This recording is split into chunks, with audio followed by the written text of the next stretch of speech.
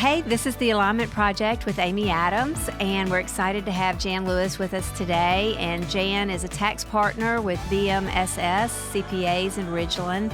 And at the Alignment Project, we are a nonprofit 501c3, and one of the things that we like to do is just bring on interesting guests that have good information that can help you make decisions about family situations that you may have or personal situation that you may have that you're struggling with and just want more information on or would like to know ways to connect with those that can help you with this type of information. So we're excited to have Jan with us today. In full disclosure, I've known Amy almost all my life. And I'm so proud of what she's doing with the Alignment Project and the podcast you've already had and the work that you guys have done. And your comment about connecting people is what's so great about the Alignment Project and how it's connecting folks with needs, whatever those needs may be. And Amy's always had a knack for that. So I think this is a perfect role for the Alignment Project to play, and I hope I can help. Great. Well, I'm excited. Well, I think what we'll do is just kind of start off talking about small businesses. We just have a lot of listeners that are younger that potentially want to start a small business or have one and are really kind of struggling with where they need to be in this realm. It's overwhelming. It is. And we hear that small business is the backbone of the economy, and it is. Yeah. My dad was in small business. Your dad was in a family-owned business. We know that. But it is overwhelming. Right. And I'm a tax partner, so I live and breathe tax. And I know tax is really, really complicated, and we'll kind of get into some tax stuff. But as whether you're a small business, whether you're starting out, whether you're buying a business, starting something, or maybe it's just a side hustle while you have your regular day job, that's still a business in the eyes of the IRS and making sure that you keep good records. So I think maybe we need to step back from tax and just talk about good accounting practices. Okay, great. Because I think once you kind of master that, then maybe it's not as scary. And I just think we all get overwhelmed. So whether it's on a spreadsheet or a yellow piece of paper or QuickBooks or any other software that you have, it is just really important to keep up with your records of your business, whether it's a side hustle, whether it's a small business. You need to keep up with your receipts and your expenditures. Again, that's going to matter when tax time comes, but it also matters as to you managing your business. Right. Why are vendors charging me this much? Why am I paying this much on credit cards? Why am I doing this? How could I make my profit better by doing X? So again, don't be scared by accounting. It's really just the cash in and the cash out of your business and paying attention to expenditures, paying attention to how you can. It is about the top line and sales, but it's also about watching your costs and paying attention. Then when you do get down to the end of the year and you're thinking about taxes, and then you can say, okay, what of these things are deductible? Can I do other things? Am I paying other things that I should be doing through the business so that it is deductible? How do I decide whether something's personal or business? All of those questions, I think that's the next step after you kind of at least gather your accounting knowledge. Does that make sense? Yes. And speaking of like people just doing side jobs, I know a lot of people have been forced to do that just to kind of make ends meet. And I often wonder, how do people know, are they really making a profit, doing these? Exactly. Yeah. And so how does this help with that? Yeah. First of all, if you do, whether it's a side hustle or whether you're starting something else, the first question is, do I set up a separate bank account? Do I set up a separate LLC? Do I just be my own sole proprietor? There's ways to determine. Generally, I like to set up a separate LLC and always set up a separate bank account because that's how you're going to track these things. And then that way, all your receipts go into that bank account, all your expenditures go out. That way you can tell. And then when you look at those expenses, sometimes there may be other things that you're paying for yourself, whether it be internet or utilities or gas or automobile. Then you think about, that's really my personal car, but I'm using some of it for business. So how can I deduct that mileage? Then when you look at all of that, okay, this is what went in, this is what went out, and then here's some other things I paid personally on behalf of that business, then you can really say, hey, is this worth it? Then you got to take into account, I got to pay my taxes on that. Right. And this is how much it's really making me. And sometimes young people do get frustrated because they look at that and they say, well gosh, I thought I was going to make all this money and I really didn't. But it's always better to know, because then you can plan. Then you can do things differently so that profit is better. Yes. Or get investors, or get somebody else in the business with you so that you can grow. Don't overextend yourself in the beginning, but sometimes that's hard, because a small business, you may need a retail storefront. Oh Right. my goodness, you're signing a lease for 5 years and it's a commitment. It is kind of scary. Right. But again, have a plan beforehand, do your work beforehand as to what you can expect, and then monitor it month by month. Again, it doesn't have to be on a sophisticated accounting set of books, but you do need to do it, whether it's on a spreadsheet or a piece of paper, or just making sure that you're checking that. Then you're right. You got to look at how much you're making. Then it comes tax time, and you're thinking, okay, well, a lot of people, one of my pet peeves is folks will say, well, I use that from a business, so it's a write-off. Okay, it is a write-off. Okay, fine. You use your cell phone for your business, and you're out, making widgets in your garage, and so yes, you're taking orders, and you've got multiple expenses associated with that.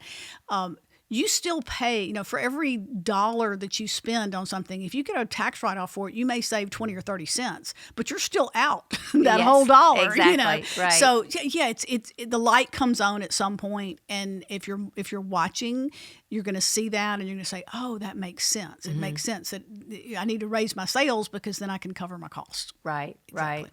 Yeah. So whether it's a new job or it's a part-time side job, when the year end comes, what are some of the things that people need to do to kind of prepare for the year end? And then also, if you can kind of add in there, when is it time for someone to maybe not be writing it down on a piece of yellow paper? Exactly. Well, I'm giving but notepads are good. Yeah. Okay, so let's back up. You use the word prepare, and I really like that, because from all the podcasts and all the knowledge Alignment Project has done, I think what you have stayed true to is, okay, everybody needs to be prepared for something. We don't know what that something's going to be. Right. Some life event. Okay. In accounting and business is no different. You don't know if you're going to lose a big customer. You don't know if you're going to get a big customer. You don't know if an employee is going to leave. You don't know whatever. So again, preparing is good. Having that emergency fund, knowing, kind of your 3 months of expenses that you need to have, so that you don't all of a sudden abruptly be stuck with a lot of bills, paying your bills on time, and really seeing that through. Then you get to the end of the year and you see, I have a profit. That's great. Or I have a loss. Okay, what does that mean for me? I think in the preparation side of it, you prepare, number one, for your own current year tax return and your current year accounting needs.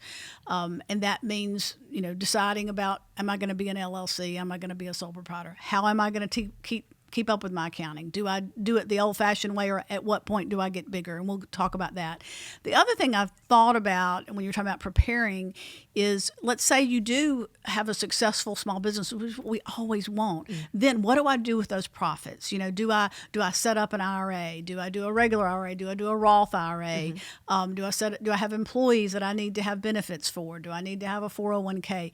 Those are great ways of having current tax savings, because what you put in saves you taxes, but then you're still contributing it toward yourself and your own retirement, all the while preparing for all of those things that could happen. Yeah. And we've talked so many times before about when life throws you a curve, Right. having the savings, having the emergency fund, having retirement accounts set up, having insurance, all these things that you've talked about, having the wheels, the powers of attorney. I've loved every bit of it, because it's all a part of being prepared. So yes, look at your books.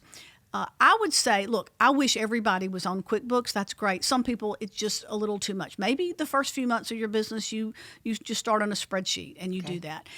Eventually, though, you're going to have a bank that wants to see a balance sheet and a profit and loss. Well, you're going to need to have a set of books, whether it's QuickBooks or there's several different softwares out there that you can use. You could hire a bookkeeper to do it on their own system and do it. You could hire a CPA firm to do that. I think that's kind of the transition of your business. You may, in the beginning, may just do it yourself. Okay. And then you may have someone that helps you out. Or maybe you have an accounting firm just, maybe close out your books once a quarter for you and kind of adjust things.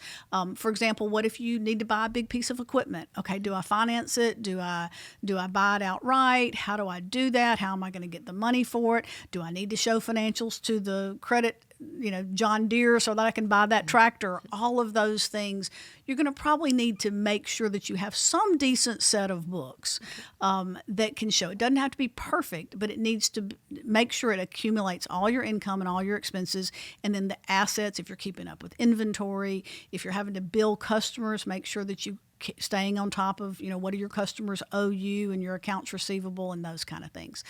So yeah, keep up with the books, keep up with whether you should do maybe some kind of retirement.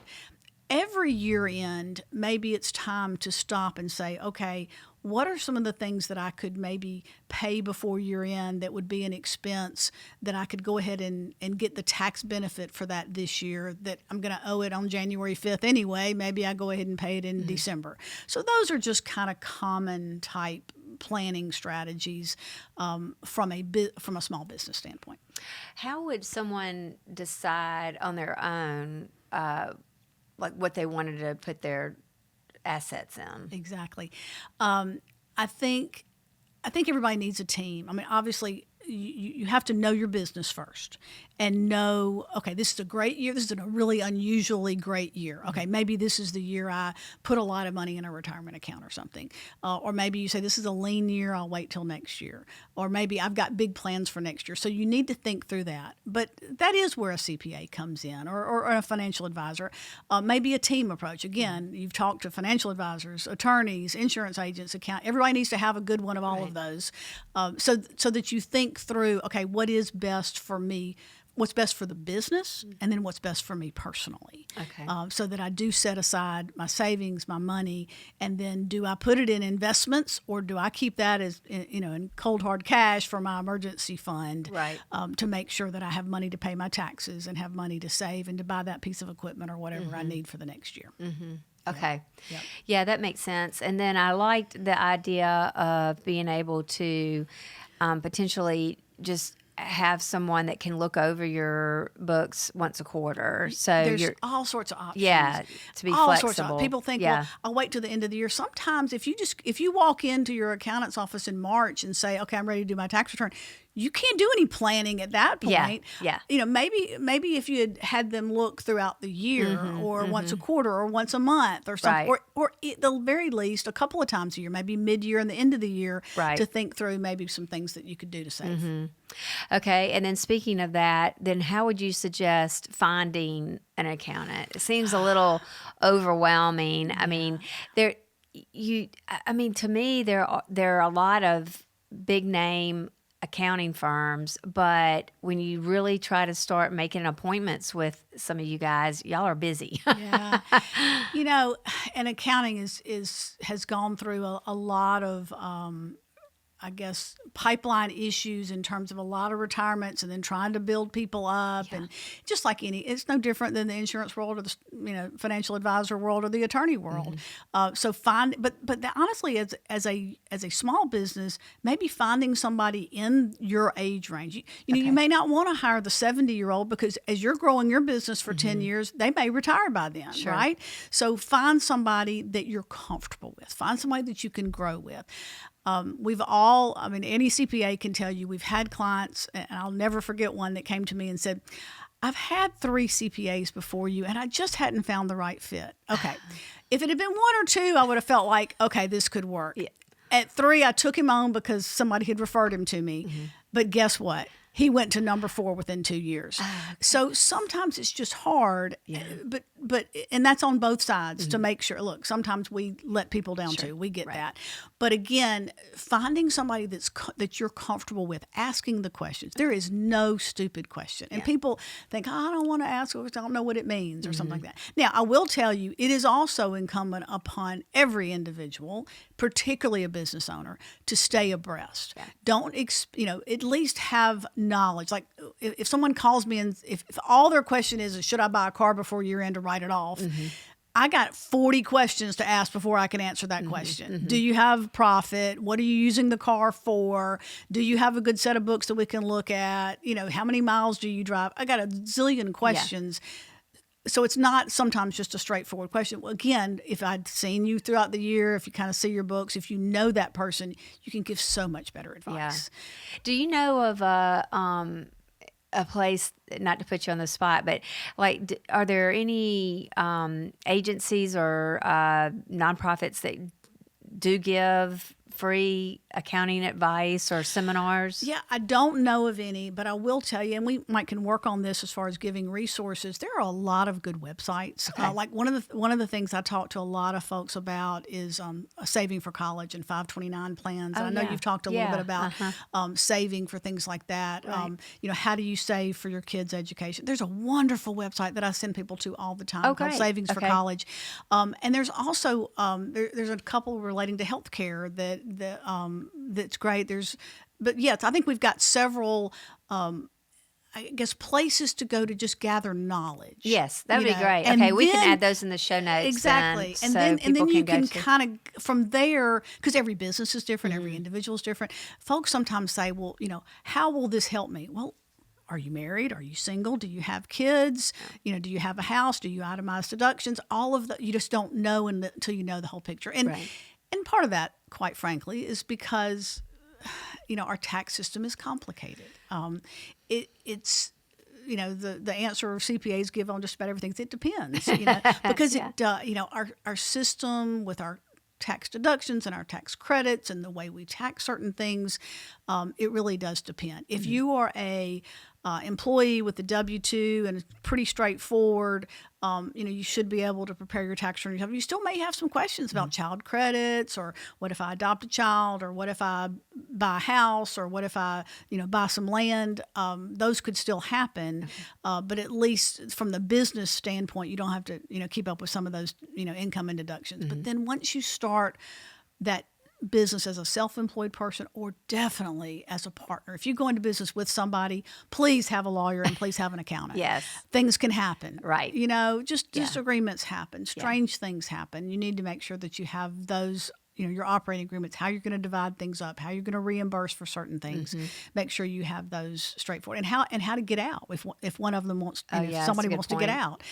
So all of those things, I think that's when you definitely need a CPA. And as far as finding somebody, I don't know of anybody that has a lot of free advice, again, but a lot of good websites. Honestly, the IRS's website does answer a good bit of questions if you know what you're looking for. That's sometimes the problem. Do you even know how to ask the question? Right. And then just talk to friends, talk to family members, talk to folks that to get somebody that's the right fit for you. Okay, this person does a lot of small business. Well, this person only does large businesses. This person only does partnerships. This person only does not-for-profits.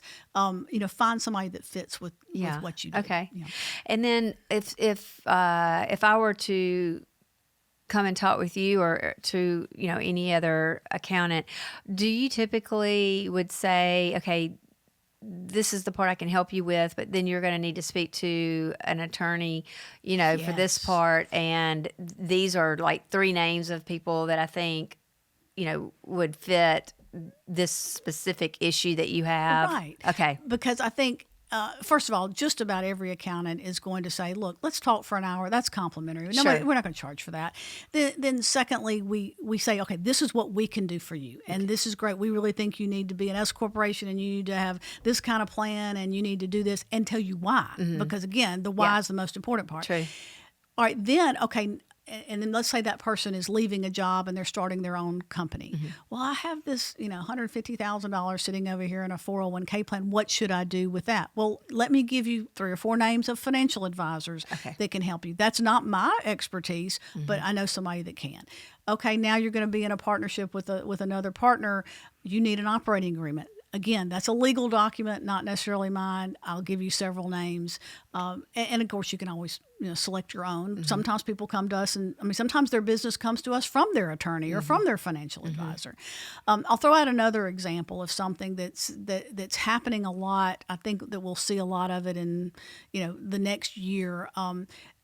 Again, tax is complex and a lot of stuff's going on, but there's one new requirement on small businesses that's really not a tax rule.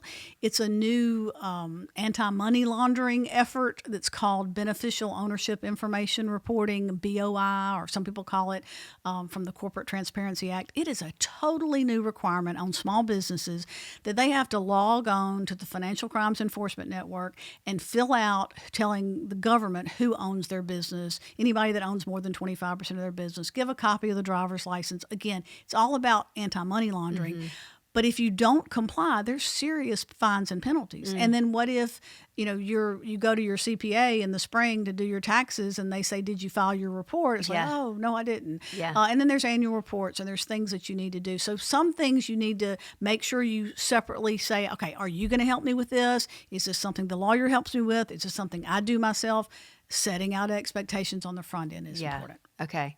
And then also, could you speak just a little bit about family dynamics and just like, if you're dealing with a parent who's passed away or both parents, and then it complicates. It does. And I would say for a lot of different reasons. One is somebody's got to file the tax returns for those, deceased parents. And there are maybe some tax planning strategies that you do if you do have a parent or a loved one who's in a terminally ill situation. Maybe that's a good time to know beforehand, just in case there's something you could have done.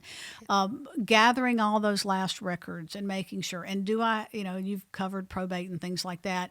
Whether you go through probate or not, there's still an estate. Right. Because there's still someone who has passed away, and you got to file their last return, and then wherever the assets go, the income follows. And so explaining that to families is sometimes complicated. I'll tell you, the number one thing we see is retirement accounts, because that's sometimes someone's largest asset. Sometimes their house and their retirement account. House, okay, fine, we'll sell the house, or we'll give the house, or the will says what to do with the house. Okay. Right.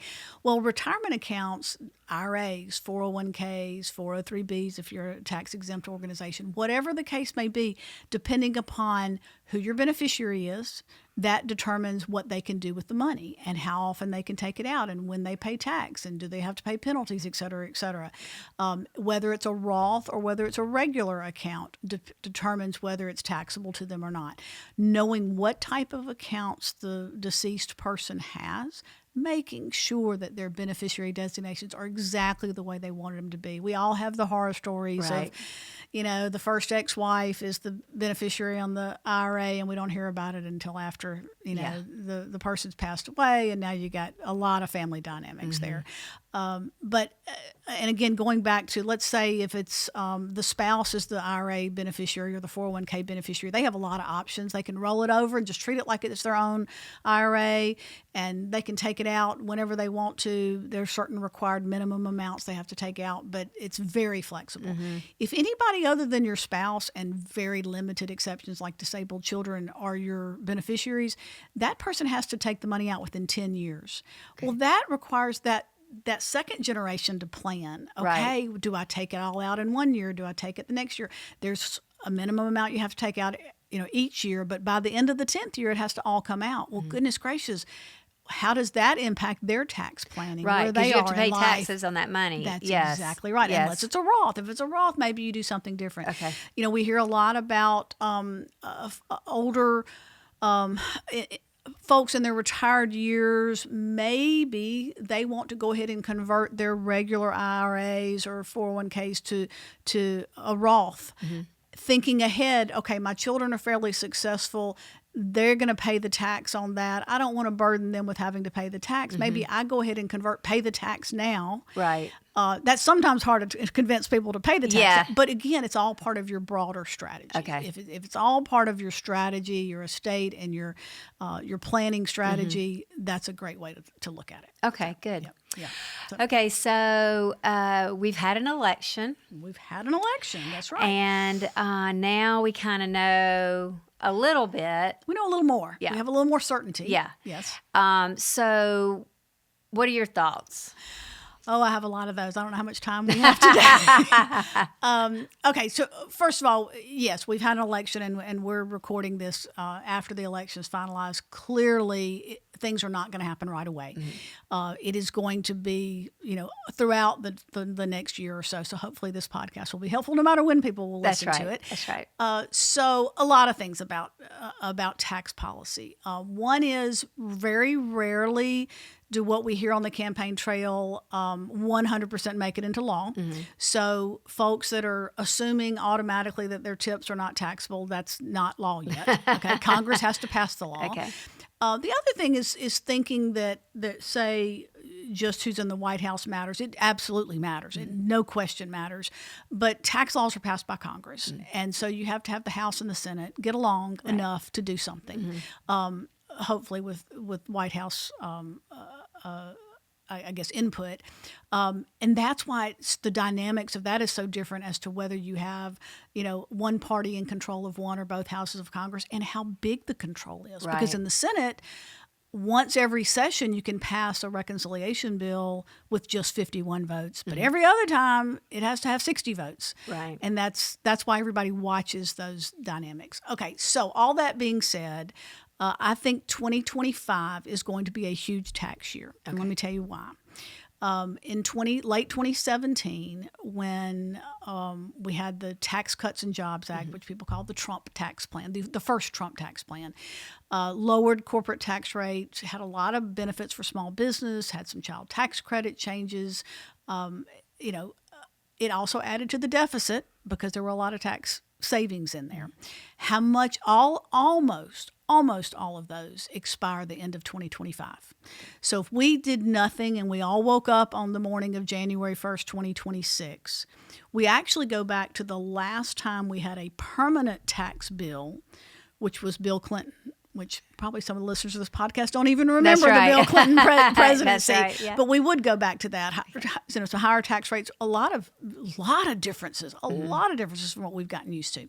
So, for example, for small businesses, one of the things we're going to watch is the qualified business income deduction, which small businesses get an automatic 20% write-off if they qualify, and it saves them taxes.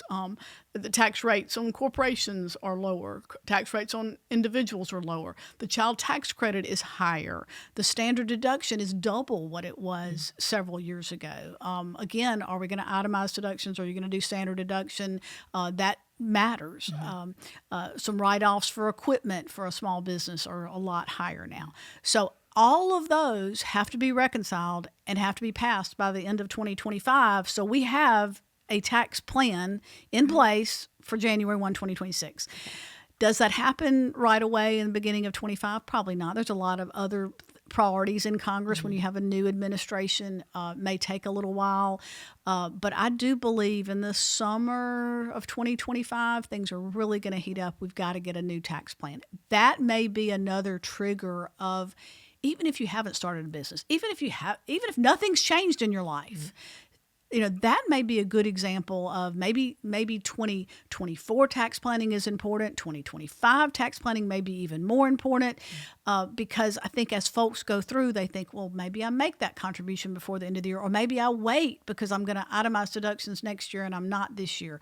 How do I go ahead and pay that bill this year or next year? If my tax rate's going to be up, then maybe that deduction is more meaningful for me next year. Do I convert to my Roth IRA this year or not? Do I do if you're a really wealthy individual, I think the Trump tax plan, the Tax Cuts and Jobs Act, is critical because it had the larger estate tax limitation where, very few people pay estate tax now. Another hot topic is the, state and local tax deduction. Am I going to be able to deduct those? Are they going to still be capped? There are tons of provisions that, and again, as a CPA, I can't even name the provisions that are going to change, so I don't expect my clients to understand. So stay in tune. Once something is passed or starting to get some traction, you're going to look. You can go to bmss.com. You can see all sorts of videos about what's coming down the pipes. Just stay in tune. Okay. Don't get all your news from one source. Yeah. It may be the mainstream media covers tax, but maybe in a different way than actually going to the IRS, going to CPA firms. IRS funding is going to be at risk. Is that good or bad? Okay. Is it great because they're not going to have as many people to audit me? Is it terrible because no one's going to answer the phone when I need to call? Both is the answer to that. So we really have a lot of advocacy work and a lot of education that we need to do to make sure that we're all ready for those tax changes. Okay. Yeah. That doesn't mean any normal year. You still need to pay attention to your deductions, to planning. But I do think 2025 will be a big year. Yeah. Okay. Well, I think that's very helpful. And I think it does just go back to, like you said, and just making sure you're prepared and that you are planning ahead and that it's not scary just to ask questions. And I think that's what we're really just trying to get people to do. One, to carve out time, either to look at a and website. That's so hard it to is. do. It is.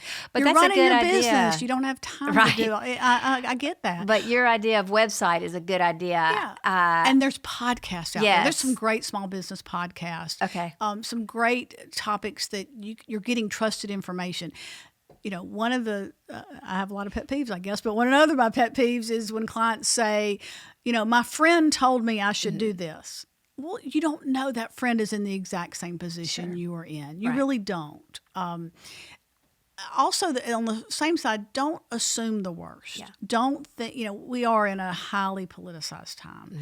The chances are there's not that huge of a tax difference for the vast majority of Americans between either party. Yeah. There's a lot of promises or a lot of talk, but in the end, probably not a whole lot of difference that would affect most Americans.